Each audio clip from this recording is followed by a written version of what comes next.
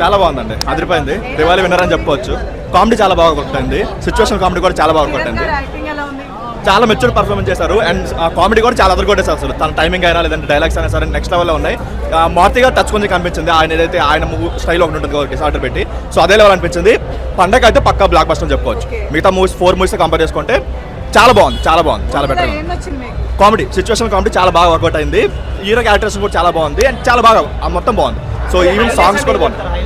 Comedy చాలా బాగుంది, situation comedy చాలా బాగా వర్కౌట్ అయింది. మనకి మారుతి గారి మూవీస్లో బలే బలే మగాడు రేంజ్ ఎలా అయితే వర్కౌట్ అయిందో ఆ రేంజ్ అయితే వర్కౌట్ అయింది.